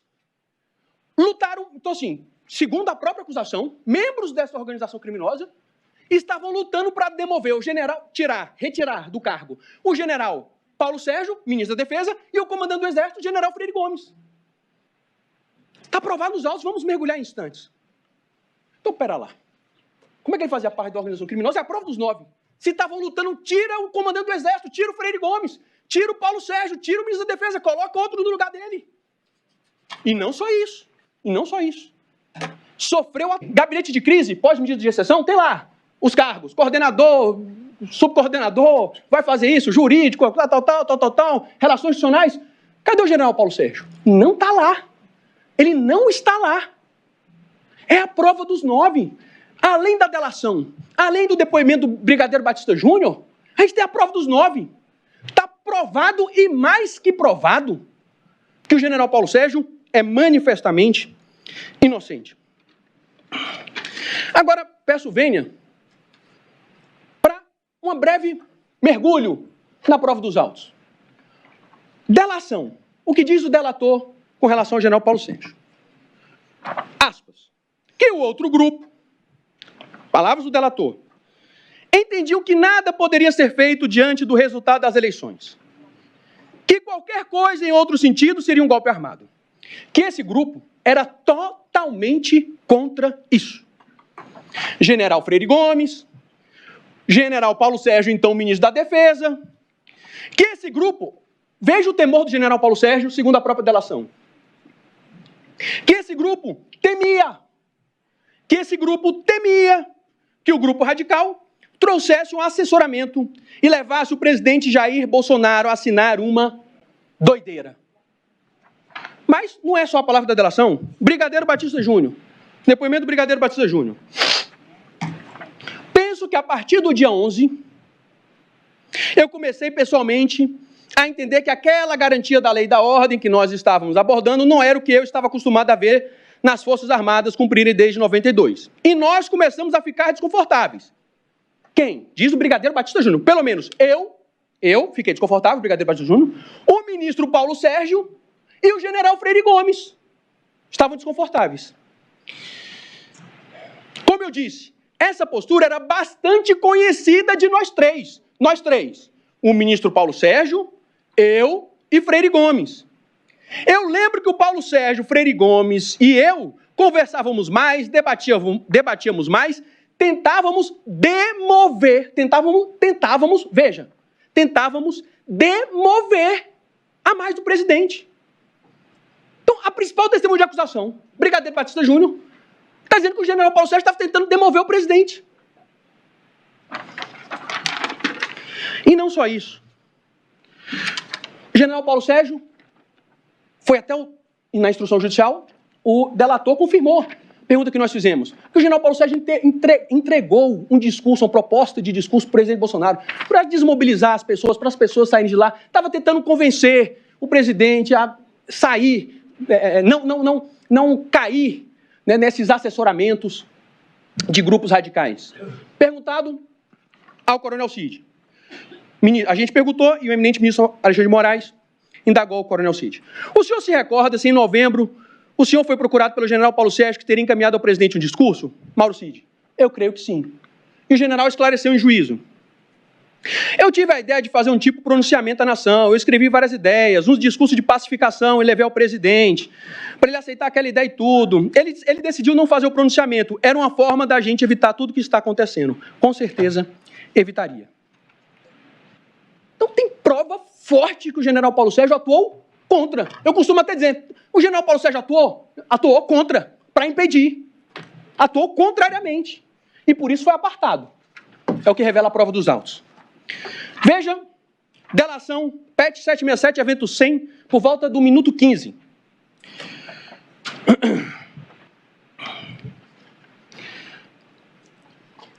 Aqui, ó. General Paulo Sérgio não sabia desses documentos. Até porque o general Braga Neto estava rachado com os generais da ativa, general Freire Gomes, não conversava com o general Braga Neto, porque ele achava os generais frouxos e melancias. General Braga Neto estava desalinhado com os generais do governo, e eu coloco o general Paulo Sérgio nessa linha. General Freire Gomes, Mário, general Braga Neto, eles falavam com o presidente, tira o general Freire Gomes e coloca Arruda Teófilo. Aí nessas discussões com o general Braga Neto, aí então coloca outro general como ministro da Defesa. Era para tirar o general Paulo Sérgio. Por quê? Como é que ele fazia parte dessa organização criminosa? Não fecha. A hipótese acusatória não fecha. E mais, aí vem um gabinete de crise, que ele não está arrolado em nenhuma função. Ataques virtuais, e aqui, eminente ministro Fux, é muito apropriado, porque Vossa Excelência, com muita perspicácia, no interrogatório do eminente general Paulo Sérgio, Vossa Excelência até perguntou o que seria melancia, e ele soube responder. E por que soube responder? Porque também sofreu os ataques. Está aqui, nas redes sociais. Uma conta diz, esse aí não foi que botou na tora das Forças Armadas e daquele melancia inútil Paulo Sérgio Nogueira? Aqui, nas redes. E disse mais, outra conta. Todos os dias desses 4 anos, irei postar a lista dos covardes que entregaram nosso país a comunistas. As Forças Armadas só irão servir para pintar meio fio e bater continência a bandido. Vergonha, covardes. Freire Gomes, Batista Júnior, Hamilton Mourão, Paulo S. Nogueira. Ele sofreu ataques virtuais. Uma mensagem de janeiro. Ele foi apartado por conta da postura dele, a sabida postura democrática, a sabida postura institucional dele, foi apartado. Mensagem que consta dos autos, eminente ministra Carmen. General Paulo Sérgio falando com o Cid. Boa noite, amigo. Sumiu? Não deu mais notícias? Onde estás? Quais as novidades? Manda mensagem para o PR, mas ele não fala nada, apenas o encaminho de sempre. Chega a ser ingrato, mas tudo bem. Foi apartado. Então vejo, Vossa Excelência, que a hipótese acusatória não fecha. Mas vamos enfrentar alguns detalhes que constam da hipótese acusatória. Qual é a hipótese acusatória? A hipótese acusatória do general Paulo Sérgio pertencia a essa organização criminosa que buscava, ele atuava ativamente para dar um golpe de Estado. E aí tem algumas extravagâncias, não da nobre acusação pública, mas às vezes que a gente vê por aí. A alteração do relatório. Né? Algumas pessoas falam, não, isso aí está... Nem a acusação pública sustenta essa ideia de que o relatório das Forças Armadas, o relatório da EFASEV, foi alterado. A denúncia, a exordial acusatória diz expressamente aqui, a organização criminosa, contudo, não conseguiu alterar a conclusão do relatório. Então, assim, às vezes é uma extravagância que a gente vê por aí, confusão. Teve alteração. Não, isso aí não nem faz parte nem da imputação. Alteração de relatório. Outra extravagância. Porque o general Paulo Sérgio instigou a participação das Forças Armadas no processo eleitoral. O general Paulo Sérgio assumiu o MD, o Ministério da Defesa, em 1º de abril de 22. 1º de abril de 22. As Forças Armadas já eram entidade fiscalizadora, já participavam da CTE desde 2021. Então, é outra extravagância que instigou a participação das Forças Armadas no processo eleitoral. Não, as Forças Armadas, quando o general Paulo Sérgio assumiu o Ministério da Defesa, as Forças Armadas já participavam. Mas então, qual é o quadripé? Eu chamo de quadripé. E o convite que eu faço é analisar a racionalidade, verificar se esse quadripé acusatório, a hipótese acusatória se baseia em 4 pontos, em 4 pernas, em 4 pilares. E qual é o convite que faço? Analisar, verificar se esses pilares da hipótese acusatória têm correspondência na prova dos autos e se respeita a lógica e a racionalidade. É o convite que faço a Vossa Excelência. Qual que é o primeiro quadripé? Primeiro pilar.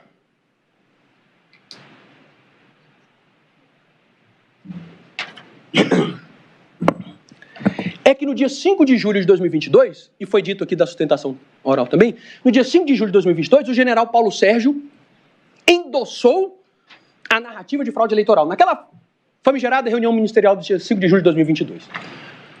Vamos enfrentá-lo de peito aberto, com tranquilidade, serenidade e com base na razão e na lógica.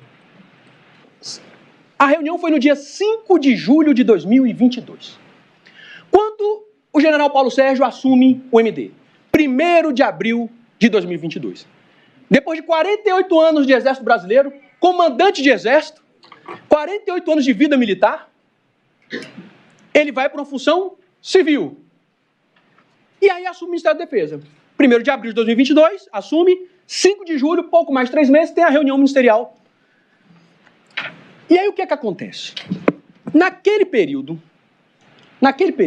o general Paulo Sérgio estava tendo uma dificuldade natural. Estava tendo uma dificuldade, porque ele queria fazer uma reunião com técnicos das Forças Armadas e do Tribunal e não estava conseguindo.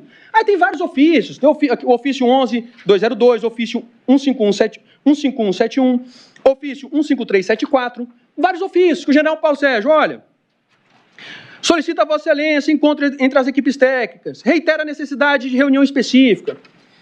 E o general Paulo Sérgio não estava conseguindo. E aí ele desabafou, ele até disse isso, eminente ministro Fux, no interrogatório dele, foi uma fala infeliz, ele foi um desabafo, uma fala emocional. Olha, essa CTE é para inglês ver, porque ele não estava conseguindo essa reunião. Então, um desabafo, ele tinha pouco mais de 3 meses, vida de exército, 48 anos de vida militar. Falou, ó, e aqui, eminente ministra Carmen, mais uma vez eu peço a correção de Vossa Excelência, esse advogado, é porque eu lembro daqueles, que eu gosto muito, um dos poemas que eu mais gosto do Fernando Pessoa, aquele poema em linha reta. Nunca vi quem tivesse falado uma bobagem, né? Todos os meus amigos são príncipes, semideuses, todo mundo é sempre elegante. E aí ele teve um momento ali de deselegância, de indelicadeza. O general Paulo Sérgio falou, essa CTE é para inglês ver. Mas veja, vamos lá. Por que ele disse isso? Infelizmente. Porque estava tendo dificuldade de fazer esse encontro. E aí vem o Ministério Público e diz, olha o que está na denúncia, ministro Carmen.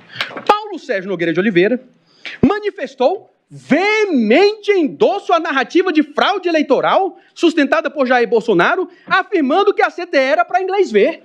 Não, mas isso aí não é veemente endosso à fraude eleitoral. E tanto isso não corresponde com a realidade, porque a gestão, a relação entre Ministério da Defesa e TSE foi institucional, cordata, republicana, respeitosa e mais, frutuosa. E por que digo frutuosa? Porque essa parceria, essa boa parceria entre MD e Justiça Eleitoral rendeu frutos, bons frutos, que foi o teste de integridade com biometria, que foi repetido depois nas eleições de 2024. E essa situação que aconteceu, depois foi superado. O general Paulo Sérgio foi se acostumando com a vida civil e a relação entre Justiça Eleitoral, como ficou consignado em diversos despachos e ofícios, era colaborativa. Aqui, apenas a título de exemplo, tem o ofício 27.615, que o general Paulo Sérgio diz, outro sim, agradeço o esforço desse tribunal na implementação do projeto piloto com biometria e reafirmo o espírito colaborativo com a Justiça Eleitoral. Então, o que aconteceu ali na reunião do dia 5 de julho? Uma fala infeliz que foi superada, mas, vamos lá, volto a Cícero. Uma coisa é maldizer, outra é acusar. Isso aí, essa fala não tem nada a ver com o endosso à fraude eleitoral. Isso aí com as mais respeitosas vênias, é uma distorção da realidade e induz, com a devida vênia, o juiz, o juízo e Vossa Excelência, os eminentes ministros, a equívoco e a erro. Então, com as mais respeitosas vênias, sob o ponto de vista da lógica e da racionalidade, esse primeiro pilar, com a devida vênia, não se sustenta. Qual é o segundo pilar da acusação? Segundo pilar, diz a nobre acusação pública que houve postergação na entrega do relatório da equipe das Forças Armadas, a famigerada EFASEV. Houve postergação, o general Paulo Sérgio postergou a entrega do relatório da EFASEV. Diz a denúncia, abro aspas, o atraso na divulgação do relatório das Forças Armadas sobre o sistema eletrônico de votação está, portanto, diretamente vinculado à atuação de Paulo Sérgio Nogueira de Oliveira. O atraso, postergação. Qual que é o problema? E, em instantes, mergulhamos na prova dos autos. É porque, nem de longe, é de fácil constatação, porque aqui não é nem opinião, não é opinião pessoal, não é questão subjetiva, é um dado objetivo da realidade. Aqui, nem de longe houve postergação. E por que, eminente ministro Fux? Porque o prazo, o deadline, o prazo para a entrega do relatório era 5 de fevereiro de 2023. O relatório eram 8 etapas. Isso foi feito antes. Porque o relatório da equipe tinha toda uma metodologia. Tinha toda uma metodologia. Ó, vai ter etapa 1, etapa 2, etapa 3, etapa 4. Isso antes das eleições, muito antes das eleições. Quem fez isso? Quem confeccionou? Os técnicos. O general Paulo Sérgio é general de infantaria. Negócio de guerra na selva. Não tem nada de TI. Então eram 8 etapas. Os técnicos colocaram. A sétima etapa, me perdoem, ocorreria no segundo turno das eleições, no 30 de outubro de 22. A sétima etapa, e são 8. E a oitava etapa, o prazo da oitava etapa tinha que se concluir, a oitava etapa tinha que se concluir até 5 de janeiro de 23. Então, o prazo de conclusão de uma das etapas era 5 de janeiro de 23. O que os técnicos falaram? Isso em documento, vamos ler. Os técnicos falaram que iriam entregar o relatório até 30 dias depois da conclusão da oitava etapa. Ou seja, 30 dias depois de 5 de janeiro de 2023. 30 dias depois de 5 de janeiro de 2023, 5 de fevereiro de 2023. É por isso que a gente diz que o deadline, o prazo fatal, o prazo final da entrega do relatório é 5 de fevereiro de 2023. Quando que o relatório foi entregue? 9 de novembro de 2022. O deadline é 5 de fevereiro de 2023. O relatório foi entregue em 9 de novembro de 2022. Onde é que está o atraso aqui? Onde é que está a postergação? É um dado objetivo, não é questão de opinião pessoal. Eu acho que... Agora, o general Paulo Sérgio, pelo esse seu espírito pacificador, desde os 11 anos de idade, de internato em Colégio Militar de Fortaleza, por respeito às autoridades, por carinho, por cordialidade, ele queria entregar o relatório antes? Queria. Ele estava pedindo um esforço da turma, me perdoa a expressão vulgar, mas da equipe para entregar o relatório antes? Sim. Mas tecnicamente era possível? Não. Então, objetivamente, houve postergação da entrega do relatório? Não. Não houve. E é por isso que o Ministério Público chega à conclusão equivocada que o general Paulo Sérgio atuou ativamente, fazia parte da organização criminosa. Por qual razão que o Ministério Público chega a essa conclusão, eminente ministro Fux? Aqui é uma expressão que eu gosto muito, que aprendi com o eminente ministro Aires Brito.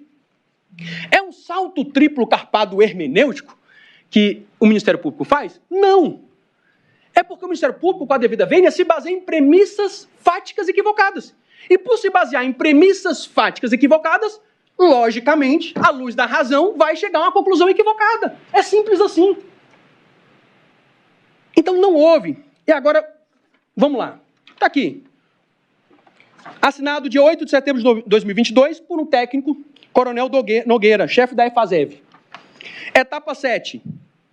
Quando? No dia das eleições. Etapa 8. Até 5 de janeiro de 2023. Aqui é o plano de trabalho. A conclusão da etapa 8 até 5 de janeiro de 2023. Aí vem a nota técnica dos técnicos. Uma redundância, não é mesmo? Vamos lá. Não obstante, ao término do processo será elaborado um relatório. Tal relatório será encaminhado ao TSE em até 30 dias após o encerramento da etapa 8 do plano de trabalho. Nota técnica número 2, assinada pelo coronel Wagner, em 19 de outubro de 2022, e com a prova do contra-almirante Paulo Roberto Saraiva. Então, essa afirmação de que houve postergação da entrega do relatório não condiz com as mais respeitosas vênias, não condiz com a realidade. Porque técnica foi entregue dia 9 de novembro, porque os técnicos fecharam dia 9 de novembro de 2022. E aqui tem um ponto interessante, também que é com as mais respeitosas vênias, uma premissa fática equivocada da acusação e de fácil constatação. Diz a acusação o seguinte: em 18 de outubro de 22, isso é o que está na acusação, aspas, em 18 de outubro de 22, o Tribunal Superior Eleitoral ainda tentou impedir o atraso, determinando a entrega do documento pelo Ministério da Defesa no prazo de 48 horas, mas não obteve resposta no tempo estipulado. Aí, vamos à prova dos autos.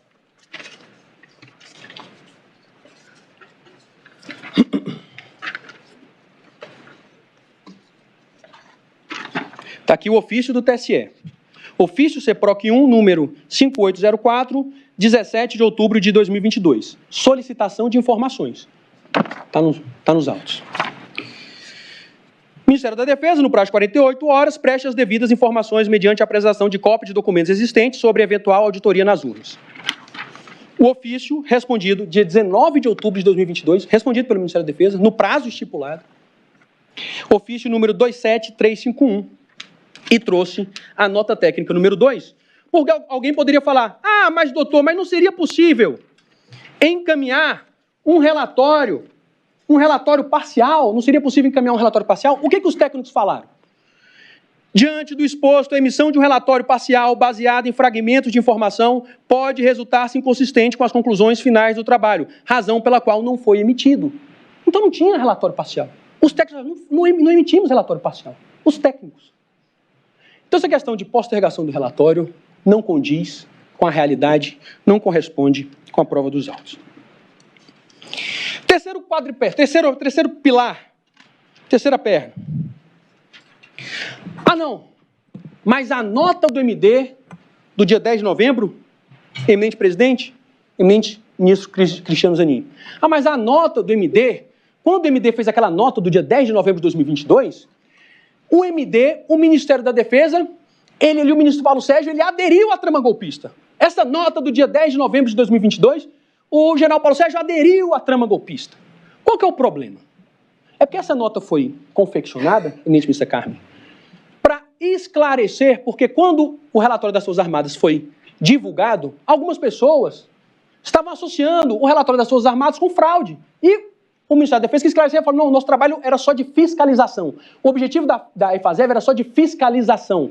Não temos nenhuma relação com essa questão de fraude, era só para fiscalização do SEV, Sistema Eletrônico de Votação. Mas o pior, o que é o pior? O Ministério Público Federal diz, a acusação pública diz, e aqui o general Paulo Sérgio se associou à trama golpista. Qual que é o grande problema disso? Como que o general Paulo Sérgio, com essa nota do MD, do dia 10 de novembro, estava associado à trama golpista, ministro Zanin? Se, segundo a principal testemunha de acusação, o brigadeiro Batista Júnior, nesse mesmíssimo período, o general Paulo Sérgio estava atuando para demover o presidente da República. Diz o brigadeiro Batista Júnior. Penso que foi a partir do dia 11, eu comecei pessoalmente a entender que aquela garantia da lei e da ordem que nós estávamos abordando não era o que eu estava acostumado a ver nas Forças Armadas. E nós começamos a ficar desconfortáveis. Pelo menos eu, o ministro Paulo Sérgio e o general Freire Gomes. Como eu disse, essa postura era bastante conhecida de nós três. Ministro Paulo Sérgio, eu e Freire Gomes. Eu lembro que o Paulo Sérgio, Freire Gomes e eu tentávamos demover a mais do presidente. Então... Doutor, perdoe, 11 de novembro. Ou 10? 11 de novembro. Obrigado. 11 de novembro. Tá certo? Eu agradeço a colaboração de Vossa Excelência, ministro Dino, que é muito importante, a partir de 11 de novembro. A partir do dia 11 de novembro. Então, essa história, com relação à nota do dia 10, também, com as mais respeitosas vênias, não fecha. Por fim, a última perna, o último pilar, também, eminente ministra Carmen, de muito fácil constatação, é que a acusação pública, e aqui, eu lembro minha sogra fala às vezes assim, às vezes as palavras são como um punhal, às vezes as palavras são como uma arma, machucam, dói, né? E por que lembrei da minha querida sogra? Porque... Eu estou curioso. A sua sogra fala isso ou as palavras dela são um punhal? Não. A minha querida Dona Zilda tem um amor profundo por ela. E como Vossas Excelências... É porque o seu predecessor citou Dreyfus e Emílio Zola, depois Gonçalves Dias, agora a sua sogra. Estou curioso. Estou falando com o Ministério Público ainda, doutor Dino. Eu, ministro Dino, ministro Alexandre, ela, tal qual Vossa Excelência, me trata honestamente, muito melhor que eu mereço, tenho um amor profundo por ela. Diz o Ministério Público que a reunião do dia 14 de dezembro, ministro Alexandre, foi realizada com o objetivo, e com essa palavra, com esse punhal, ministro Dino, foi realizada com o objetivo de pressionar pressionar os comandantes militares a aderirem a uma insurreição. Vou ler o que diz a acusação pública. Ministro Fux, abro aspas. Para evitar que a mensagem final sobre o processo eleitoral fosse positiva, o então ministro da Defesa... Não, me perdoe, é outro ponto. Aqui, aspas. No dia 14 de dezembro de 2022, Paulo Sérgio Nogueira de Oliveira convocou reunião com os comandantes das Forças Armadas em seu gabinete no Ministério da Defesa. A reunião tinha o intuito, palavras da acusação, a reunião tinha o intuito de pressionar novamente os militares a aderirem a uma insurreição. Qual que é o problema? Isso aqui, ministra Carmen. Porque nenhum comandante militar diz que foi pressionado. E muito mais do que isso, o então comandante do Exército, general Freire Gomes, foi peremptório, ministro Fux, peremptório. Olha o que diz o eminente general Freire Gomes, então comandante do Exército Brasileiro. Vou pegar aqui o depoimento dele.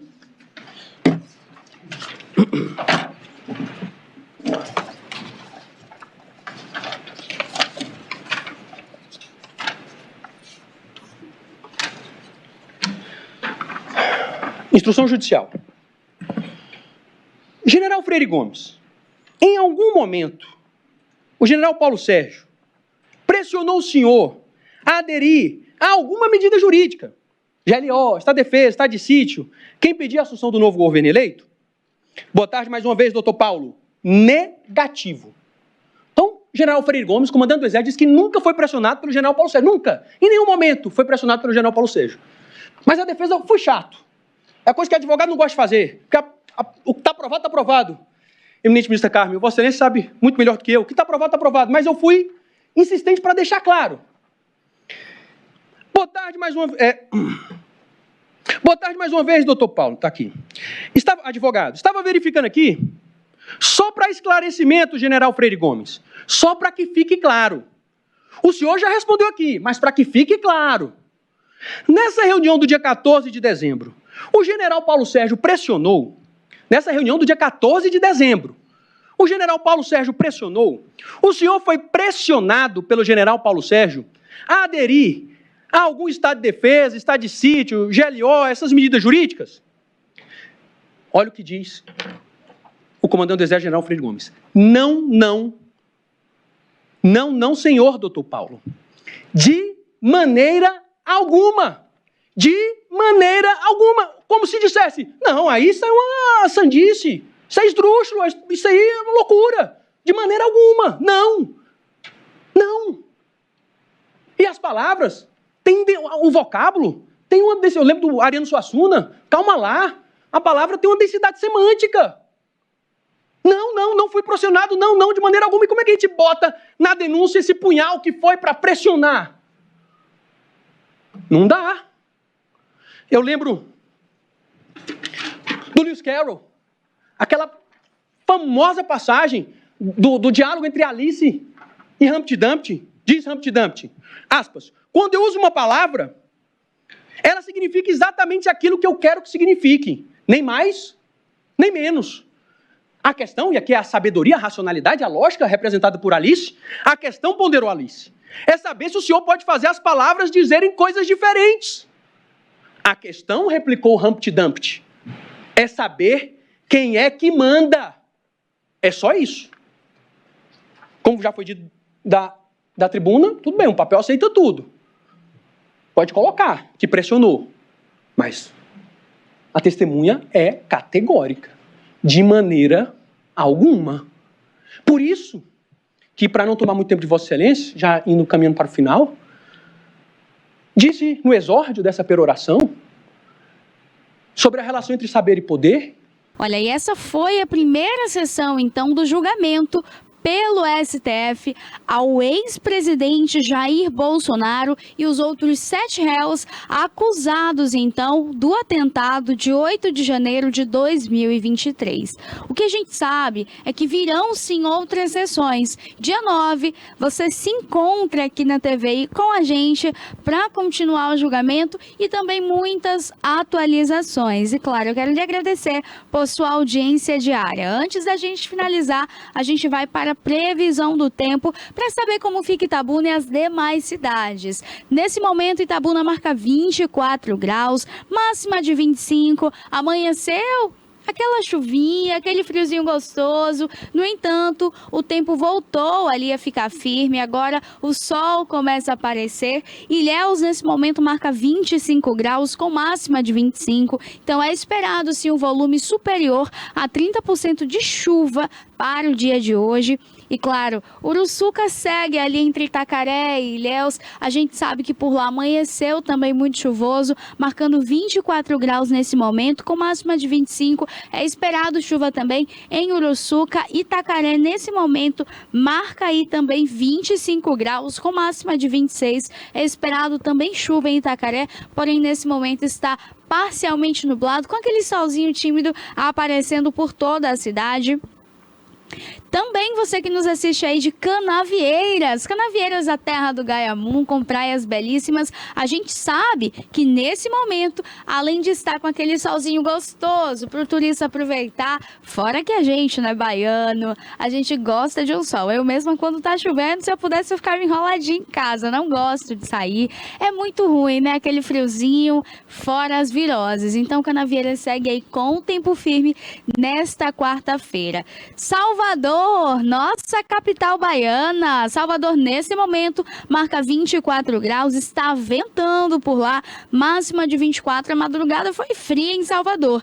Tem sim condições de chuva, mas são poucas. A previsão mostra ali que vai ser aquela chuvinha de açoite, sabe? Ela chega e parcialmente fica ali por alguns minutos e depois vai embora. Mas Salvador tem aí um tempo nublado, com ventania nesse momento. Vitória da Conquista, nesse momento, está chovendo. Vitória da Conquista marca agora 20 graus. Vai ter também ali a previsão de chuva para o restante do dia. Vitória da Conquista chove aí nesse restante de dias dessa semana, quarta, quinta e sexta. Tem chuva também em Vitória da Conquista. Você que nos assiste também de Itajuípe. Itajuípe marca 24 graus nesse momento, com máxima de 25. Essa é a previsão aqui para as nossas cidades. Um beijo para você que nos assiste, que nos acompanha todos os dias. Amanhã a gente volta. Amanhã é dia de café com cinema e poesia, arte e cultura entrelaçado. Amanhã também é dia de conexão pop, mundo jovem, entretenimento. E você assiste tudo isso aqui na TVI, através do canal 24.2, pela operadora TVC. A TV a cabo em todo o sul e extremo sul da Bahia. Por isso, um beijo carinhoso. Não esquece de se inscrever em nosso canal, ativar as notificações e amanhã a gente se encontra novamente. Aquele abraço, boa quarta. Entretenimento, memória e poesia. Defesa do consumidor. Comportamento. Utilidade pública. Musical. Direitos e inclusão. Tecnologia. Notícias. Política. Opinião. É TV cabo, é streaming, é YouTube, é Instagram, é Facebook. É o início de um novo caminho. É você seguindo, é você assistindo. Somos a TVI. Há 20 anos contando sua história.